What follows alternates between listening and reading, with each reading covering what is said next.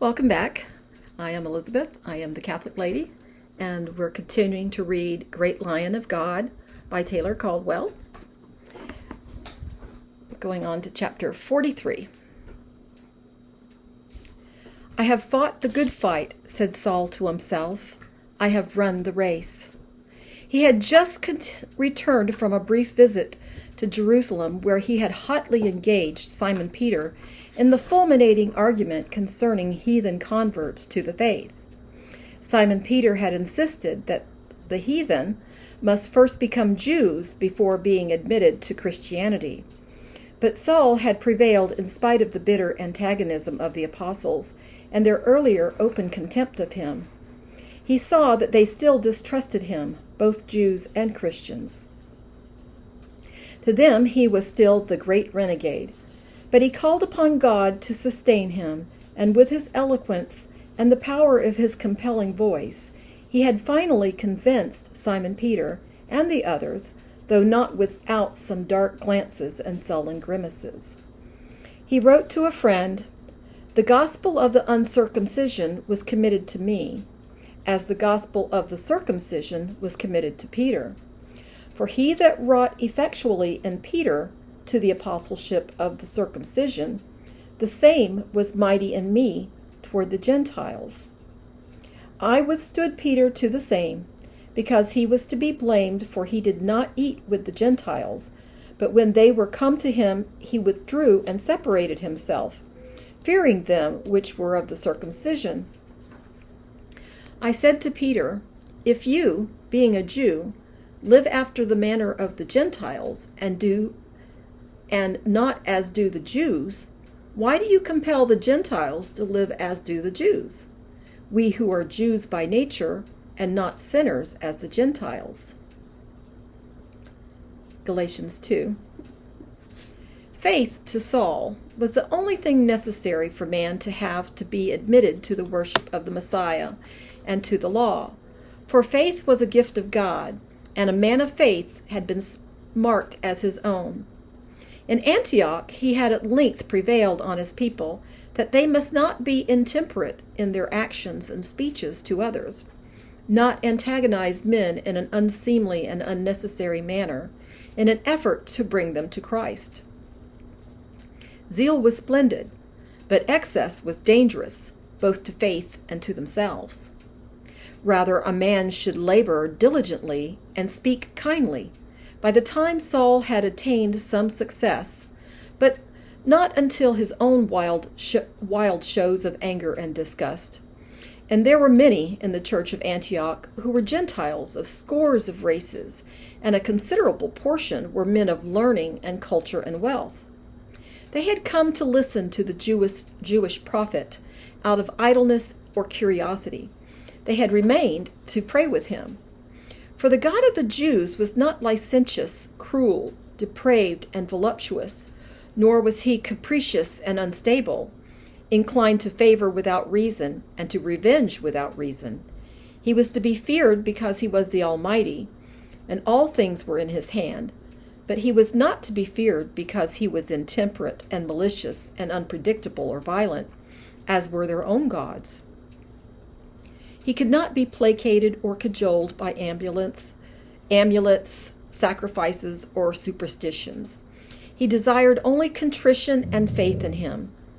On those who trusted him, and even those who did not, he lavished mercy and loving kindness and eternal happiness and justice. A God whom a man could trust. A God who moved in light and not in darkness. A God who was simple as water and as mysterious as all life and death. A God who cared about men. Was not that astounding? That a God should care about that miserable little creature who lived one day and was destroyed the next, seemingly as the grass died? He listened to the whisper of a child as intently as he listened to the cry of 1,000 men before his altar. None could escape his love and his salvation, if a man only accepted these treasures. To men who feared and distrusted their own gods, who lived in terror of them, or who did not believe in them at all, because of their wantonness and malice and cruelty toward each other and mankind, the message was unique, astonishing, dazzling, filled with hope, exhilarating, incredible. But Saul made him credible to them. Even the cultured and the wise became convinced, though not as early as did the credulous and the humble. The church at Antioch prospered. And then Saul knew in his soul that he must leave the church there, for the sandy soil had been replaced by rock. Priests had been ordained. Converts were sought with love and responded. Truly, in much less than 20 years since the crucifixion, the harvest had increased, and the laborers also, and the gospel had spread even to Rome and Athens in little quiet colonies, and to Egypt and other lands. It insistently crept like a small, unassuming plant, filled with purple blossoms, and it covered the aridity of the soil of men's lives, and made fragrant their arduous duties, and more bearable their pain and their slavery under Rome and her taxes. Herein Saul was a man who had in a single moment been lifted from persecution to adoration, and who spoke of it in a voice like a passionate and musical bell. It was impossible to doubt that he had seen what he had seen, whether he spoke in truth or in madness. If mad, it was a glorious madness, preferable to sanity. If truth, then the narrow horizon widened infinitely and brightened with the gold of hope and eternity. He cried to them, holding out his hands as if offering gifts, "If Christ be not risen, then our faith is in vain." And they knew that he had died and risen, and faith touched their hearts with a hot silver finger, and they cried out in exultation and in answer. He appeared to have inexhaustible energy, though none guessed it was the energy of his spirit, and not his weary flesh. Even his afflicted eye possessed power that gave him an inscrutable expression at times, when he was not eloquent. If his face was haggard, if the white streaks in his red hair broadened almost visibly from month to month, few saw it, and all were entranced by his commanding tones. His imperial, if impatient gestures, and then his sudden wide smile, which was at once knowing, satirical, amused, wry, and jovial. His laughter to them was as leonine roar of hearty mirth, masculine and strong, and as free as the wind. And when he rebuked or condemned, they trembled. To the Greeks, who said that life of a Christian appeared dismal and self-denying to them, and not of humanity and of human joy, he would say, "Our faith not only rescues us from a spiritual death, but it gives us a greater joy in our present lives, an ecstasy of internal being not found in worldly delights or sensual experiences. To a man who loves God, there is none else, and no greater rapture. For the world both within and without is transformed into glory and radiant color and music.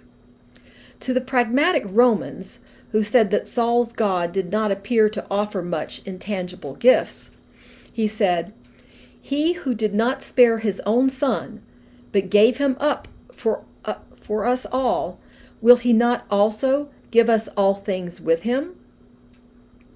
We are more than conquerors through him who loved us." Romans 8:31 through 39. To a Roman centurion who laughed jocularly, and who asked if Saul's God would give the Romans conquest over the infernal Parthians if they accepted him, Saul replied, "He is the God of the Parthians also, and loves them," a reply which mystified the Roman and made him shake his head. Gods were participants in battles. They favored one side or the other, but not both simultaneously. Surely the gods were on the side of the Romans, who brought order and law to the barbarians and defended Rome, and not with the enemy who would destroy it all. "God is no respecter of persons," said Saul. "He is concerned only with a man's heart and soul."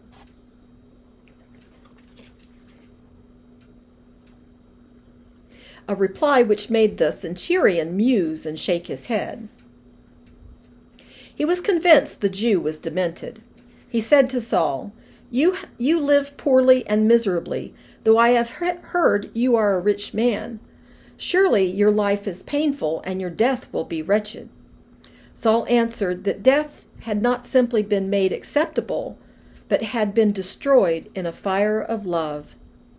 This new life is not our own, but Christ's, and it is so, for we are part of him. But to the Roman and other Gentiles like him, life after death was a poor thing, as a shade bereft of human sensuality. Not one seer had reported that the manes of the dead appeared happy, but always gloomy and melancholy, even those allegedly from the Elysian fields or the Blessed Isles. All longed to be men again. But the Christians gazed at this life not with pleasure and intense concentration, as was normal with men, but with eyes fixed eagerly on the unimaginable heaven. To many of the Gentiles they appeared madmen. Men who repudiated this world of delight could only be against it. So they began to regard the Christians with suspicion, as haters of men. Therefore the Christians were dangerous. Whispers rose that they worshipped the head of an ass, and had obscene rites offensive to the gods, and that they performed criminal private ceremonies, and blasphemed, and that they plotted some mysterious attack on their fellow man through evil incantations. Saul heard some of this, but with no misgivings, until he received a letter from his cousin, Titus Milo Platonius, now general of the Praetorian Guards in Rome, and stationed and living on the Palatine. Though the letter was importantly sealed with his own seal, and bound with silken threads, and brought to Saul by a personal messenger, Milo was cautious in his references to the reigning emperor, Tiberius Claudius Nero Germanicus Caesar, nephew of the now dead Tiberius Caesar, for it was Claudius who had such a respect for the Praetorians that he had greatly increased their numbers, and had given them a large and rich reward for their fidelity. But, after all, it was the Praetorians who had elected him, he not being of the Julian gens. He was not the fool the Augustales privately declare he is, wrote Milo, and has much learning, which cannot be said of many of the Augustales. He has given importance to freedmen who are haughty and disdainful in the very face of the patricians. I believe that the emperor enjoys their discomfiture and silent wrath. He is married, for the 4th time, to Agrippina, his own niece, which further inflames the Augustales and some of the old-fashioned Romans, and it is whispered that she is attempting to prevail on him to put aside his own son, Britannicus, in favor of her son by a former marriage, to Gaius Domitius Ahenbarbus, a handsome young youth called L. Domitius Ahenbarbus, whom some refer to as Nero. Whether the empress will succeed or not is the subject of gossip in Rome. The Britannicus is a youth of remarkable qualities and able leadership and virtues. And Nero, though beguiling and full of charm and of a sweet voice, and with a face which even Apollo would envy, is not of the character of Britannicus, nor with his fortitude. Ah well, I suppose you have heard of these matters. As a soldier, I am prudent and serve the emperor, and do not spread scandal. To do otherwise is not to be a soldier with a soldier's discipline. My dear cousin, you will remember that my dead emperor, Tiberius, was not inclined to favor the Eastern religions, and destroyed a temple to Isis, which the present emperor has rebuilt. However, there lingers in Rome a distrust of Eastern religions. The Jews were once quite zealous in proselytizing in Rome, but on discovering Tiberius's displeasure, they desisted in overt attempts at conversion. This was very wise. But now we have many Christians in Rome, poor gentle people, in the majority, who live and work in the noisome sections of the Trans-Tiber. Most of them are former Jews, and though they have gathered about them and converted many barbarians, slaves, miserable freedmen, starveling shopkeepers and laborers and workers in the factories, they have lived quietly amid their teachers and evangelists from Israel, and have been dutiful and meek and industrious. And up to very recently, they have aroused no antagonism, though considerable amusement, and have been accused of worshiping an ass's head. As a Christian myself, I have sent them large gifts of money, as the majority live in desperate poverty, for even the Christian Jews do not have the vitality and independence and strength of spirit of the, quote, old Jews.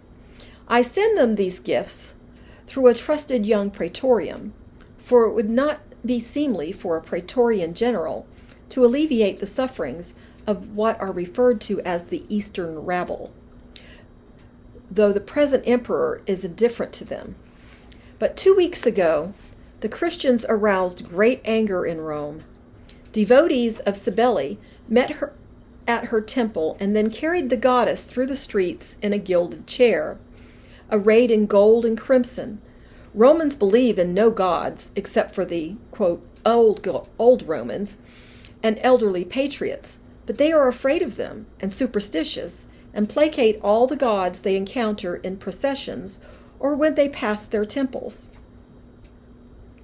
The procession of Sibeli was very impressive, with many devotees in the parade, and all playing zithers, harps, lutes, and flutes, and strange Eastern instruments. Multitudes halted to watch in pleasure, if not in reverence. The procession was just approaching the Via Appia, when suddenly there was a surge in the crowd, and about 100 men appeared, flaming with righteous anger and with fiery eyes, and they screamed, "Woe, woe to the harlot Rome and her abominations and her wicked gods and idols, for she is accursed, and the wrath of God is about to fall upon her." The populace was astonished. The procession stopped short, and music halted, and there was one vast indrawing of breath in amazement. Even senators in their litters on the way to the Senate commanded that their bearers wait so that they could observe the confusion through their silken curtains.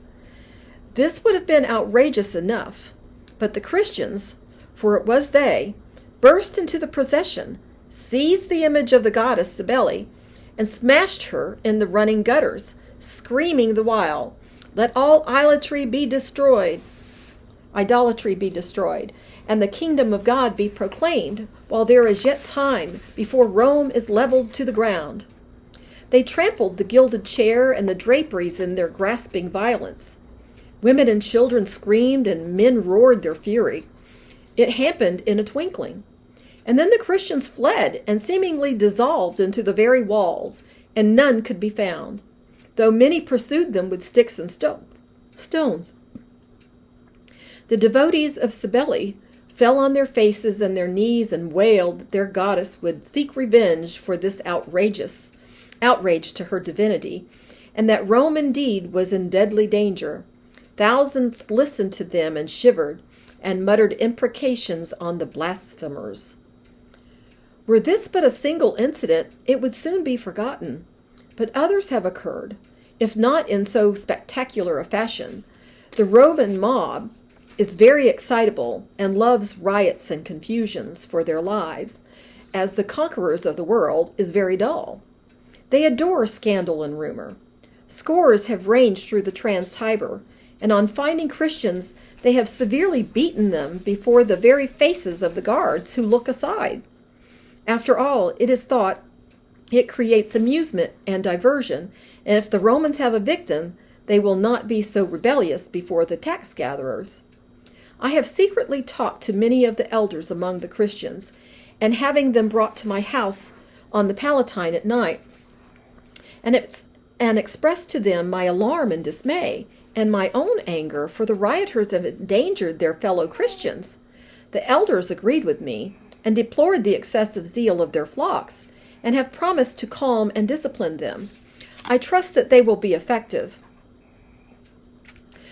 as so many of the Christians are former Jews of the Jewish community in Rome, is greatly alarmed at these demonstrations, for they know that the Romans will not, if enraged, make any distinction between the old Jews and the Christians. I sympathize with their apprehension and fear, and have attempted to soothe them and have talked to them in Aramaic. But unfortunately, this has further alarmed them, for am I not a Roman praetorian? And possibly am I not a spy?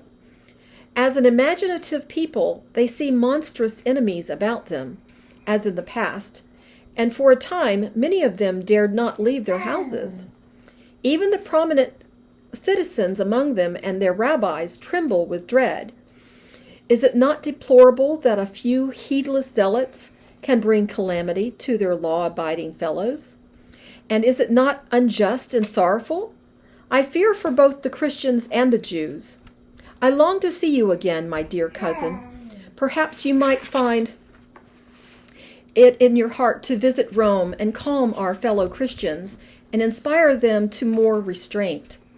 Saul read this letter with horror and foreboding, and those who adored the Prince of Peace were proclaiming him with violence, fury, and turbulence.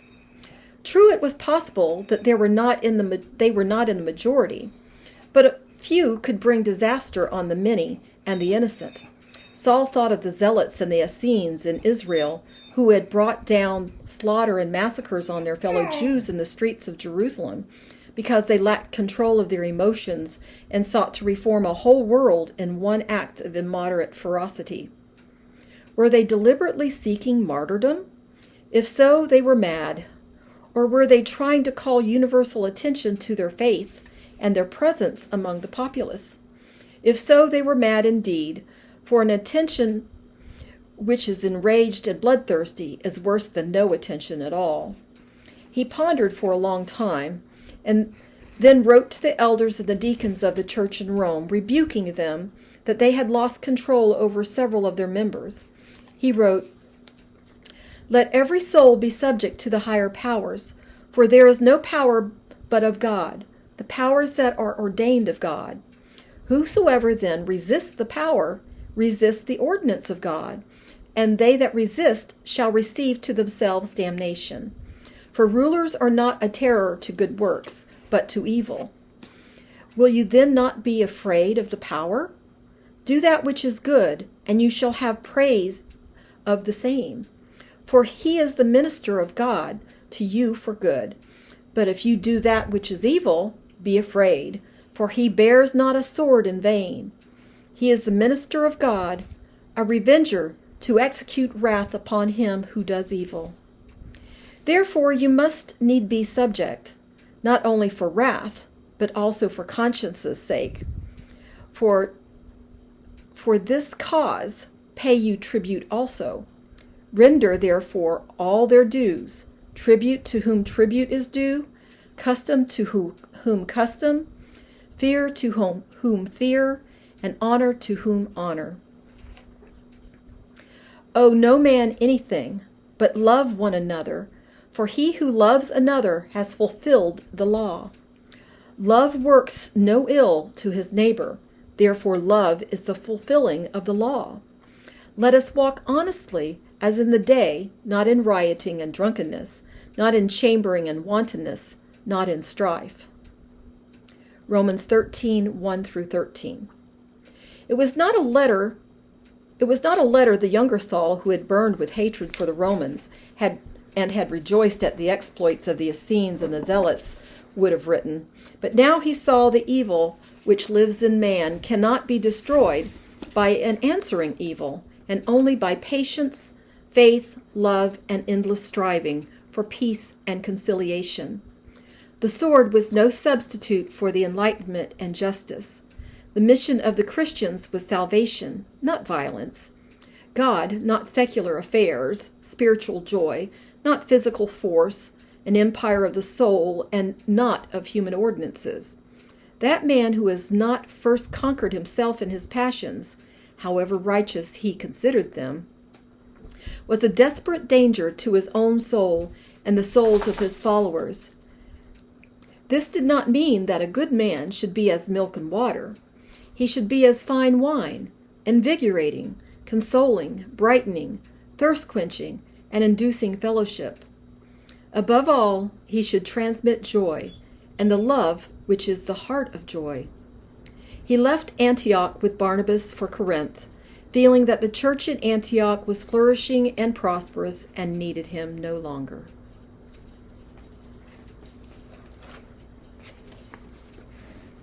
That's the end of chapter 43. We'll continue soon with chapter 44. God bless.